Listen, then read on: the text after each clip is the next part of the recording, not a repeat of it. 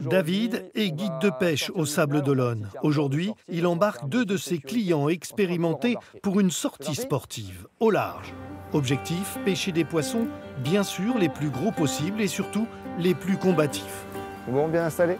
On va faire de la pêche en dérive.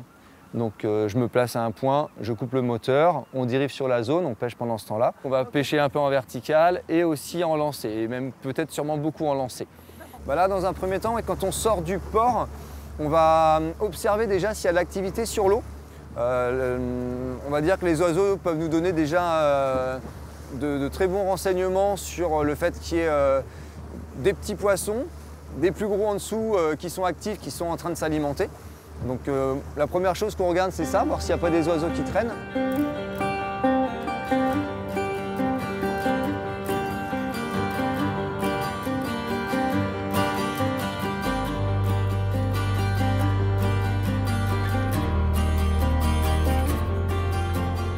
Tu vas monter vite ta canne, voilà, et on accompagne doucement en descendant, juste à la limite de la détente de la tresse, détente du fil. Ça, c'est pour que le leurre en fait, soit bien libre à la descente et plutôt planant. Et à chaque fois que tu redescends ta canne, quand la canne est vers le bas, il faudrait que tu sentes le contact avec le fond. Là, tu l'as, voilà. Donc le contact, on le sent en fait avec une légère décharge.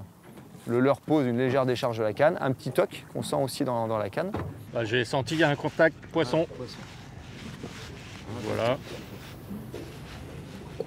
On va le remonter tranquillement, décrocher. Bon, c'était très bien. T'as bien géré, t'as quand même ferré. On a vu le ferrage. Alors peut-être, n'hésite pas à appuyer un petit peu plus le ferrage. Qu'est-ce que tu as ressenti? Un peu d'adrénaline, après on ne connaît pas la taille du poisson, tout ça, donc c'est assez intéressant, quoi. C'est un petit bar qui est pas maillé. Puis on remet à l'eau. Sur le bar, c'est 42 cm. Voilà. Là, non. Même en tirant dessus, ça va. David L'Huillier sort chaque jour de l'été, d'avril à novembre, avec des passionnés de la pêche en mer, pour 110 € la demi-journée. Il effectue près de 150 sorties sur la saison. On est sur une zone là. Ouais, là, ça chasse devant. Alors, tu vois, les bars, ils montent là, en surface. Sous les oiseaux, là, ils sont en train de monter. Tu lances, ramènes en linéaire, et au moment où tu fais ta pause, tu as un tout petit jerk. Toi qui vas se mettre de travers, tu fais une pause, et derrière, tu redémarres en linéaire. Tu pourras garder un petit peu de longueur de fil, voilà. Quand tu seras un peu calmé, tu pourras me ramener le bas de ligne tranquillement. Hop. Petit la maille du bar, avec du bar.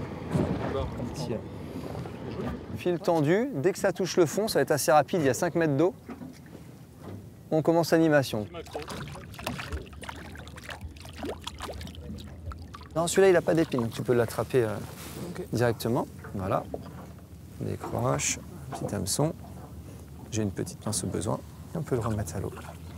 Ce poisson, c'est un petit caranguidé.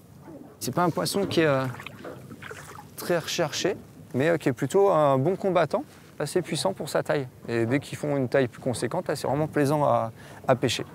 C'est des très, très jolis poissons, plutôt combatifs. Donc voilà, c'est des poissons qu'on aime bien rechercher.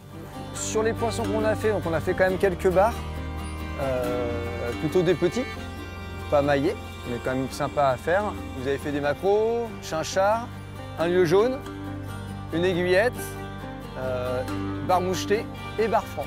Donc ça fait une belle variété d'espèces, c'est plutôt sympa.